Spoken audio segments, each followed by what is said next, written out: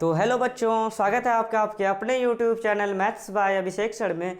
तो बच्चों, आज हमने स्टार्ट किया कक्षा 10 के गणित के बुक को, जिनका पहला चैप्टर है वास्तविक संख्याएं। और ये चैप्टर बहुत ही ज़्यादा इंपॉर्टेंट है बच्चों, और हम लोग बहुत ही अच्छे तरीके से, बहुत ही अच्छे कॉन्सेप्ट्स के साथ इस चैप्टर को सीखने का कोशिश करेंगे। तो सबसे पहले इस चैप्टर का हम लोगों को इंट्रोडक्शन पढ़ना पड़ेगा, फिर हम लोग प्रश्नावली पे चलेंगे। चलिए, तो आज वास्तविक संख्याएं का इंट्रोडक्शन क्लास है। तो सबसे पहले वास्तविक संख्याएं कहते किसको है, पहले उसको समझते हैं। तो बच्चों, वास्तविक संख्याएं जो हैं परिमेय तथा अपरिमेय संख्या को ही क्या कहते हैं, वास्तविक संख्याएं कहते हैं। मतलब परिमेय और अपरिमेय,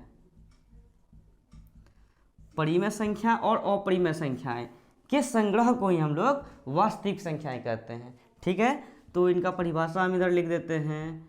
परिमेय संख्या तथा अपरिमेय संख्या, परिमेय तथा अपरिमेय संख्याएं के संग्रह, या हम लोग समूह भी बोल सकते हैं, या समूह को वास्तविक संख्या कहते हैं। तो बच्चों, जितने भी परिमेय संख्या और अपरिमेय संख्याएं वो सब के सब क्या होंगे, वास्तविक संख्याएं होंगे। तो अभी जैसे हम लोग बोल दिए कि परिमेय और अपरिमेय ही वास्तविक संख्या होगा। तो अब परिमेय संख्या किसे कहते हैं, अपरिमेय संख्या किसे कहते हैं, तो आप लोगों को पता तो यह है नहीं। तो इन दोनों को हम विस्तार से बात करेंगे, इन दोनों पे। तो अभी फिलहाल इससे छोटे छोटे जितने भी संख्याएं हैं उनको कर लेते हैं, उसके बाद लास्ट में परिमेय और अपरिमेय को भी बता देंगे।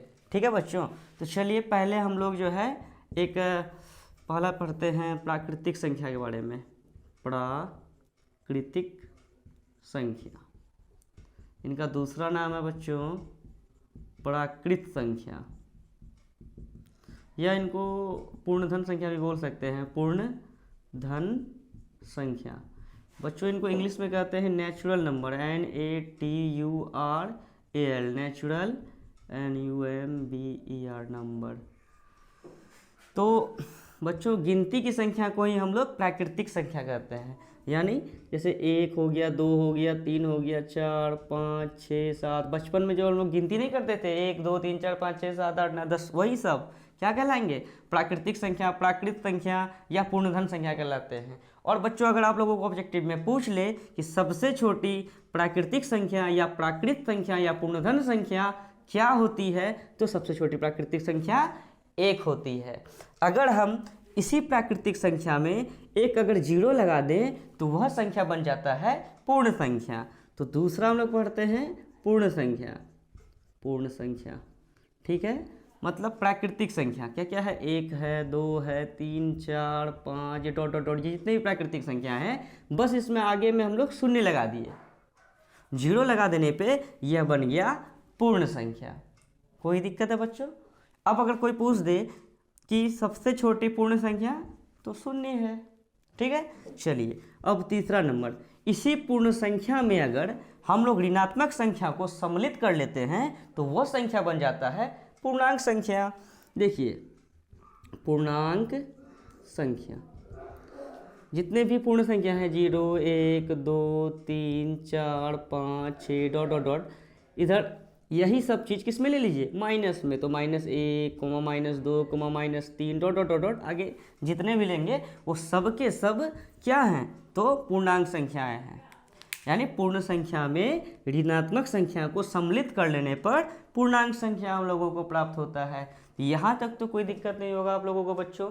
चलिए अब जो है आगे का देखते हैं, सम संख्या, विषम संख्या, भाज्य संख्याएं, अभाज्य संख्याएं, ये सब देखेंगे। चलिए, मिटाने से पहले आप लोग नोट करते जाइएगा और इस वीडियो को पहले शेयर कर दीजिए, क्योंकि आपके जितने भी मित्र हैं सभी इनका फ़ायदा उठा सकें। चलिए अब हम लोग जानते हैं 1, 2, 3 संख्या के बारे में जान गए। चौथा सम संख्या जानते हैं। सम संख्या, तो सम संख्या वे संख्या कहलाते हैं बच्चों जो 2 से पूरा पूरा विभाजित हो जाए।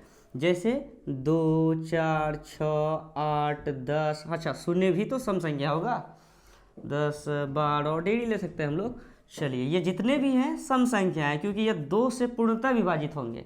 देखते हैं एग्जाम्पल लेके, जैसे हम लोग 2 लिए हैं, 2 को 2 से विभाजित करके देखते हैं। 2 को किससे गुना करें जो 2 होगा, तो 1 से, 2 गुना 1 2। क्या पूरा पूरा विभाजित हुआ? हाँ हुआ, पूरा पूरा कट गया। फिर 2 को अगर 4 से भाग देके देखते हैं तो 2 से, 2 दूनी 4, पूरा पूरा कटा। 2 को 6 से करके देखिए, 2 तिया 6, पूरा पूरा कटा।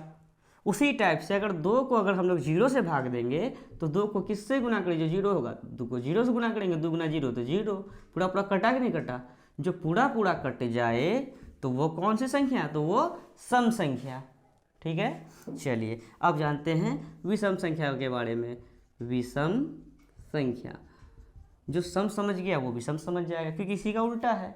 वैसी संख्या जो 2 से पूर्णतः विभाजित ना हो, जैसे 1 हो गया, 3 हो गया, 5 हो गया, 7 हो गया, 9 हो गया, 11 हो गया, 15 हो गया, 13 लेना था इससे पहले, 13 हो गया, फिर 15 हो गया, डॉट डॉट डॉट। ये जितने भी संख्याएं हैं वो सब का सब कौन सा संख्या है, तो विषम संख्याएं हैं, क्योंकि इनमें 2 से भाग नहीं लगेगा। देखते हैं पूरा पूरा भाग कैसे लगता है 2 से।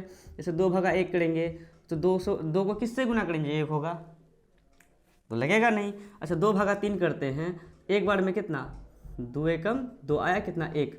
क्या पूरा पूरा विभाजित हुआ, नहीं हुआ। अच्छा 2 भागा 5 करके देखिए, 2 दूनी 4, कितना आया, 1 आ गया ना। मतलब पूरा पूरा विभाजित नहीं हो रहा है 2 से। जो पूरा पूरा विभाजित नहीं होगा वो विषम संख्या है, जो 2 से पूरा पूरा विभाजित हो जाएगा तो वो सम संख्या है।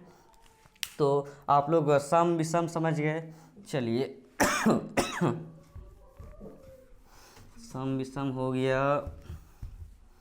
अब हम लोग समझते हैं भाज्य संख्या को। छठा है भाज्य संख्या। तो भाज्य संख्या उसे कहेंगे बच्चों जो 2 अपने से कटे और 1 से कटे, अपने आप से कटे और अन्य संख्या से भी कट जाए, यानी जिसका 2 से अधिक गुणनखंड हो वो भाज्य संख्या कहलाते हैं। जैसे हम लोग एग्जांपल लेते हैं 4 6 8 9 10 12 14 15, बहुत सारा एग्जाम्पल ले सकते हैं। अच्छा भाज्य संख्या का दूसरा नाम है, इसको भाज्य बोलिए या यौगिक संख्या भी बोल सकते हैं, या इनको संयुक्त संख्या भी बोल सकते हैं। ये भाज्य बोलिए, संयुक्त बोलिए, यौगिक बोलिए, तीनों एक ही चीज, मतलब एक के नाम है। अगर ये पूछ दे कि सबसे छोटी संयुक्त संख्या क्या होती है तो 4 होगी, या पूछ दे सबसे छोटी भाज्य संख्या क्या होगी तो 4 होगी, सबसे छोटी यौगिक संख्या क्या होगी तो 4 होगी। ये पूछा है स्कूल के एग्जाम में, ये पूछा है। ठीक है, तो चलिए ये सवाल सब इम्पोर्टेंट है। तो यहाँ हम बोले थे भाज्य संख्याओं को कि जो 1 से कटे, अपने आप से कटे और अन्य संख्या से भी कटे। जैसे कि 4 है, 1 से कट रहा है क्या, हाँ, तो 4 बार में कट जाएगा, 4 खत्म। फिर 4 को अपने आप से कटाइए तो 1 बार में 4 खत्म। अच्छा 4 को किसी अन्य संख्या से कटाइए तो जैसे 4 को 2 से कटाएंगे तो 2 दूनी 4, तो 1 से भी कटा, अपने आप से भी कटा और अन्य संख्या से भी कटा, इसलिए जो है 4 क्या है, भाज्य संख्या है। अच्छा 6 देखिए तो 1 से कटता है 6, 6 एकम 6 कट गया। अच्छा 6 अपने आप से कटता है, हाँ, 1 बार में। और देखिए 6 किससे कटता है, 2 से भी कटेगा, 3 से भी कटेगा। देखिए 2 से 2 तिया 6, 3 दूनी 6, मतलब जिसका 1 से अधिक गुणनखंड हो वह भाज्य संख्याएं होगा। ठीक है, चलिए अब हम लोग समझते हैं अभाज्य संख्या को। इनको आप लोग नोट करते चलिएगा। अभाज्य संख्या, अभाज्य संख्या यानी जिनका ओनली 2 गुणनखंड हो। ठीक है, जैसे 3 हो गया, 3 नहीं 2 3 5 7 11 13 17 डॉट डॉट डॉट, बहुत सारा ले सकते थे। तो अभाज्य संख्या वे संख्याएं हैं जो 1 से कटे और अपने आप से कटे, अन्य किसी संख्या से ना कटे। जैसे कि 2 लिए हैं, इनको कटाइए तो 1 से 2 बार में कट गया। अच्छा 2 को 2 से कटाइए तो अपने आप से, हाँ, 1 बार में ही कटा। लेकिन अब 2 को कोई और भी संख्या से कटा सकते हैं क्या, नहीं कटेगा। ये केवल 1 से कटेगा और अपने आप से कटेगा, और वैसा संख्या जो 1 से कटे और अपने आप से ही कटे और अन्य संख्या से नहीं कटे, वही संख्या क्या कहलाता है? तो अभाज्य संख्या कहलाता है। और ये अभाज्य संख्याएं ऑब्जेक्टिव में कई बार पूछा गया है कि निम्नलिखित में बताइए कौन अभाज्य संख्याएं हैं। तो इसलिए आप लोग परिभाषा पे ज़्यादा ध्यान देंगे। चलिए, अब जैसे 3 है, 3 को 1 से कटाइए, कट जाएगा 3 बार में। 3 को 3 से कटाइए, कट जाएगा, मगर 3 को अब और अन्य किसी संख्या से कटा के देखिए तो नहीं कटेगा। इसलिए जो है ये जितना भी हम लोग एग्जाम्पल लिए हैं सब का सब क्या है? वो सब अभाज्य संख्याएं हैं। ठीक है, चलिए अब हम लोग जानते हैं सहअभाज्य संख्याएं को। इसको नोट करते चलिएगा आप लोग।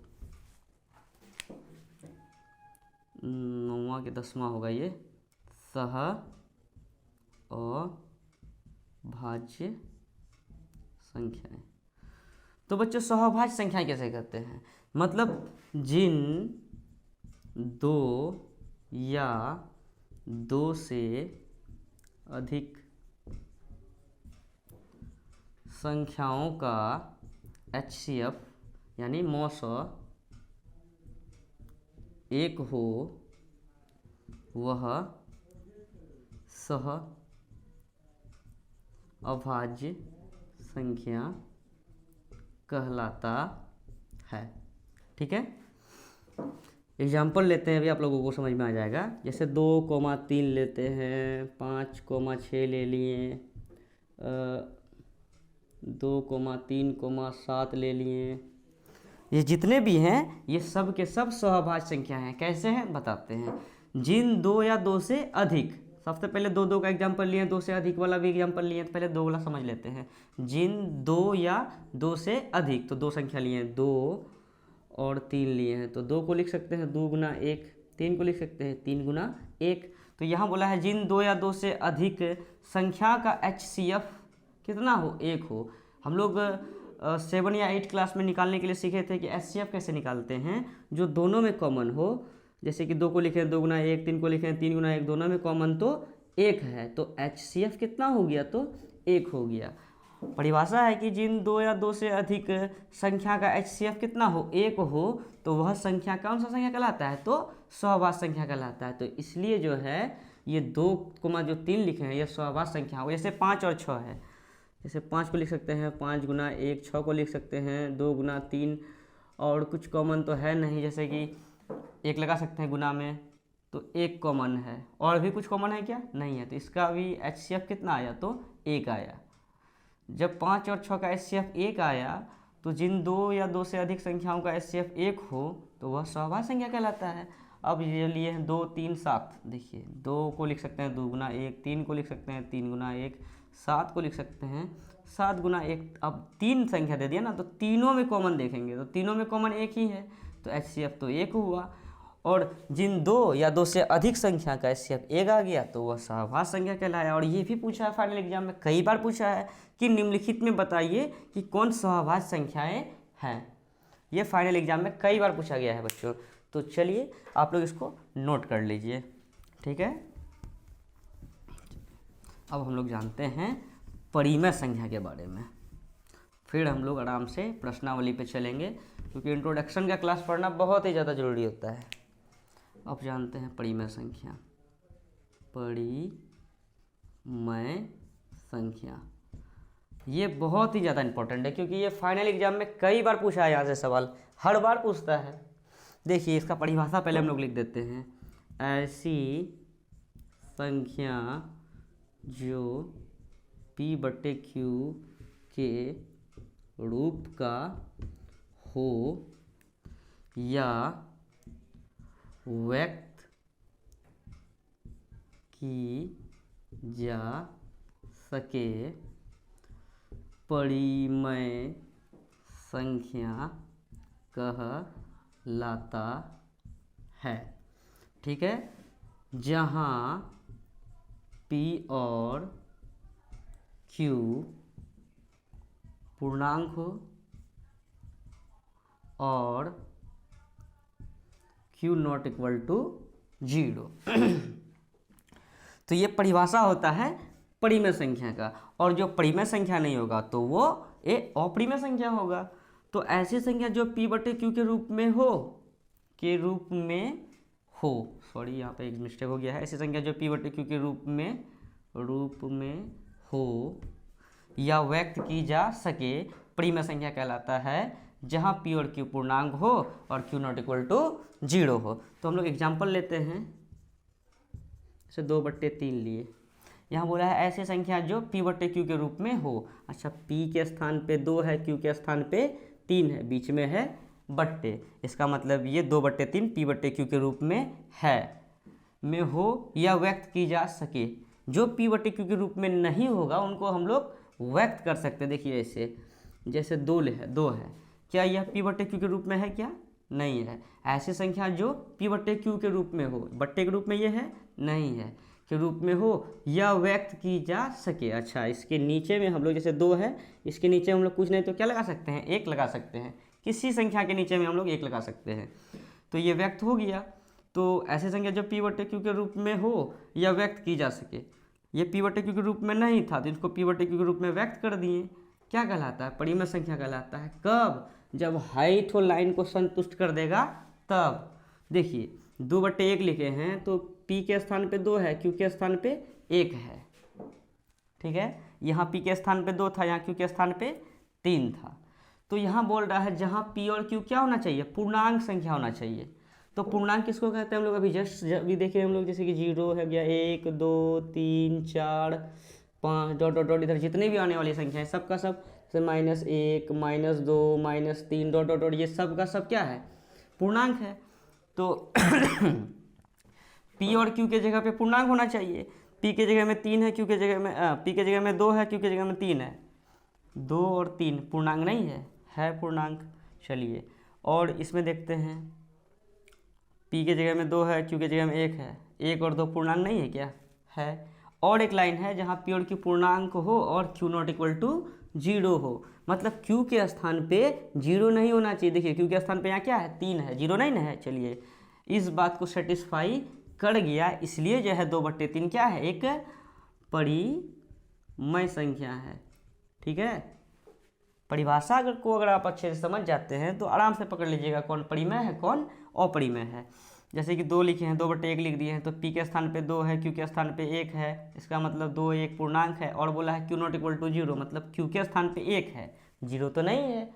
इसका मतलब इस सभी बात को फॉलो किया, इसलिए 2 भी क्या है? एक परिमेय संख्या है, ठीक है। जैसे अगर हम लोग एग्जाम्पल पे ले लें 0, क्या यह परिमेय संख्या है? ये भी परिमेय संख्या है। देखिए कैसे, क्योंकि ऐसी संख्या जो p बटे q के रूप में हो, ये p बटे q के रूप में नहीं है या व्यक्त की जा सके। ये नियम तो है, किसी भी संख्या के नीचे हम लोग 1 लगा सकते हैं, तो लगा दिए 1, तो ये p बटे q के रूप में व्यक्त हो गया, क्योंकि p के स्थान पे क्या है? 0 है, q के स्थान पे 1 है, अब बीच में बट्टे है ये है, तो p बटे q के रूप में ये है। तो क्या कहलाता है? परिमेय संख्या कहलाता है। कब? जब हाइड्रोलाइन को संतुष्ट कर देगा तब। तो हाइड्रोलाइन में क्या है? p और q क्या होना चाहिए? पूर्णांक। p के स्थान पे है 0, q के स्थान पे है 1, और 0 और 1 क्या पूर्णांक नहीं है? हाँ है पूर्णांक। और एक लाइन है q नॉट इक्वल टू 0, यहाँ देखिए q के जगह पे क्या लिखे हैं? तो 1 लिखे हैं, 0 नहीं ना है। इसका मतलब जो है इस लाइन को संतुष्ट कर रहा है, इसलिए 0 भी क्या होगा? एक परिमेय संख्या होगा, ठीक है। चलिए अच्छा, जैसे कि एग्जाम्पल ले लें -2/3, क्या यह परिमेय संख्या है? बिल्कुल परिमेय संख्या है। देखिए कैसे, ऐसी संख्या जो p बट्टे q के रूप में हो, क्या यह p और बट्टे q के रूप में नहीं है? हाँ है। यह व्यक्त की जा सके। अगर ये p बट्टे q के रूप में है तो इनको क्यों व्यक्त करेंगे? जो नहीं रहेगा उसे क्यों व्यक्त करेंगे? चलिए, व्यक्त की जा सके, परिमेय संख्या कहलाता है। कब? जब हाइड्रोलाइन को संतुष्ट कर देगा तब। हाइड्रोलाइन में क्या है? p और q क्या होना चाहिए? पूर्णांक। p के स्थान पे -2 है, q के स्थान पे 3 है, तो p मतलब पूर्णांक -2 नहीं है क्या? हाँ है। और q क्या है? 3 है, तो ये भी तो पूर्णांक है, इसका मतलब -2/3 भी क्या है? तो परिमेय संख्या है। और भी एग्जाम्पल लेते हैं हम लोग, जैसे कि √2/3, ये परिमेय संख्या है? ये परिमेय संख्याएं नहीं है। ये p बट्टे q के रूप में तो है, लेकिन p और q बोला गया है पूर्णांक संख्या होना चाहिए। q देखिए 3 पूर्णांक संख्या है, q मतलब पूर्णांक संख्या है, मगर p के स्थान पर √2 है। √2 कभी हम लोग पढ़े हैं पूर्णांक में, इसलिए ये क्या होगा, अपरिमेय संख्या होगा। ठीक है, जो परिमेय नहीं होगा उसका उल्टा वो अपरिमेय होगा। चलिए, जैसे कि हम लोग और भी एग्जाम्पल ले सकते हैं, जैसे √4/3 ले लिया। अब बताइए परिमेय कि अपरिमेय? ये परिमेय होगा, क्योंकि ये √4 का जो रूट है इससे बाहर आएगा तो इसका क्या होता है वर्गमूल, तो 2 होता है, बट्टे कितना है 3, और 2/3 अभी जस्ट हमने देखा कौन सी संख्या होती है, तो परिमेय संख्या होती है, क्योंकि p/q के रूप में pq पूर्णांक है, q ≠ 0 है, इसलिए ये क्या होगी, तो परिमेय संख्या होगी। आपको ये ध्यान देना होगा कि किनका वर्गमूल क्या होता है। ठीक है, चलिए जैसे एक एग्जांपल लेते हैं, 2√2/√2, क्या यह परिमेय संख्या है? हाँ, यह परिमेय संख्या है। कैसे? क्योंकि इनके बीच में कुछ नहीं तो क्या है, गुना है, और ऊपर भी √2 है, नीचे भी √2, ये दोनों कट गया तो बचा क्या, तो 2 बचा, नीचे कुछ नहीं तो 1 है, p/q के रूप में है, देखिए 2 को लिखे हैं p/q के रूप में, तो ये क्या हो गया, तो ये परिमेय संख्या हो गया। मगर अगर ये रहता 2 + √2/√2 रहता तो इसको हम लोग नहीं कटा सकते थे। अगर ऐसा करते हैं तो गलत है, क्योंकि बीच में क्या है, यहाँ प्लस है। सिर्फ गुना में ही ऐसा कर सकते हैं हम लोग घटा में भी ऐसा नहीं करेंगे, हम लोग भाग में भी इस तरह से नहीं कटा सकते हैं। ठीक है, तो जैसे कि 2 + √2 दे दिए /√2 दे दिए, ये भी होगा अपरिमेय संख्या, क्योंकि बीच में है जोड़, इनको तो कटा सकते नहीं हैं। अब p/q के रूप में तो है, मगर pq पूर्णांक नहीं है। ठीक है, चलिए सब एग्जांपल समझ में आप लोग को आ गया होगा। और भी 1-2 एग्जांपल ले लेते हैं, तब तक इसको नोट डाउन कर लीजिए। चलिए और भी कुछ एग्जांपल लेते हैं महत्वपूर्ण सब, जैसे कि 0.3333 ... ये परिमेय संख्या है, क्योंकि 0.3 पर रैकरिंग है, मतलब 333 का मतलब हुआ कि 3 बार आ रहा है, तो हम लोग 3 लिख के उसके ऊपर में ये रैकरिंग लिख सकते हैं। इसका मतलब हुआ कि 3/1 संख्या पर रैकरिंग है, तो नीचे 9 आ गया, 3 एकम 3, 3 तिया 9, तो 1/3 जो है वो भी क्या है, p/q के रूप में है, और pq पूर्णांक है, इसलिए ये भी क्या होगा, एक परिमेय संख्या होगा। मगर अगर सेम चीज़ बार बार नहीं आए, कुछ से कुछ आए, रुके भी ना, तो वो होता है अपरिमेय। जैसे एग्जांपल ले लेते हैं, जैसे 0.2 3 5 6 7 8 4, कुछ से कुछ आ रहा है, मतलब सेम चीज़ रिपीट नहीं हो रहा है। जैसे यहाँ देखिए 3 3 3 3 सेम रिपीट हो रहा था, तो सेम चीज़ अगर रिपीट हो तो वो परिमेय संख्या, लेकिन अलग अलग चीज़ आए और रुके भी ना तो वो संख्या हो जाता है अपरिमेय संख्याएँ। मगर अगर ऐसा रहता 0.2356, ये तो रुका हुआ है, तो इनको उड़ाएंगे तो इनके लिए लिखते हैं हम लोग एक, और कितना संख्या 1 2 3 4 गो, तो लिख देते हैं 1 2 3 4, p/q के रूप में हुआ। अब बोल रहा है परिभाषा क्या कि pq क्या होना चाहिए, पूर्णांक होना चाहिए। 2356, कहीं कहीं 2356, 5 6 7 8 9 10, कहीं कहीं 2356 आएगा, अभी कहीं दाई सैकड़ा हज़ार 10,000, कहीं कहीं 10,000 भी आएगा, तो p/q के रूप में है, और q ≠ 0 है, इसलिए ये क्या होगा, तो ये परिमेय संख्या होगा। ठीक है, तो लगभग हम लोग बहुत सारा एग्जाम्पल पे बात कर लिए हैं, तो परिमेय संख्या देखा जाए तो आप लोगों का क्लियर हो गया होगा। चलिए एक एग्जाम्पल हम, मतलब जैसे बोर्ड में पूछा जाता है उस टाइप का हम आप लोगों से पूछ लेते हैं। आप लोग कमेंट में बताइएगा ये परिमेय है या अपरिमेय संख्या है। क्वेश्चन है, निम्न में कौन अपरिमेय संख्या है? Option A 2/3, option B -4/2, option C √3/4, option D none of this. इनमें से कौन अपरिमेय संख्याएं हैं? 4 ऑप्शन में से कोई ऑप्शन सही है। आप लोग इसे कमेंट सेक्शन में इसका जवाब दें। तो अगर आपको कहीं भी डाउट हो तो आप हमें ज़रूर कमेंट करें, और मेरे इस वीडियो को ज़्यादा से ज़्यादा शेयर करें, लाइक भी करें। और अगर आपको कक्षा 10 का कंप्लीट मैथ फार्मूला चाहिए तो आप मेरे PDF ले सकते हैं, जिसका लिंक जो है मतलब टेलीग्राम चैनल पे हम अपना PDF डाल दिए हैं, वहाँ से आप लोग उस PDF को डाउनलोड कर सकते हैं और कक्षा 10 का कंप्लीट मैथ फार्मूला है, उसमें आप लोग उसे अच्छे से याद कर लेंगे और अच्छे नंबर भी उससे आएंगे। चलिए धन्यवाद, मिलते हैं नेक्स्ट वीडियो में। अब हम लोग प्रश्नावली पे मिलेंगे।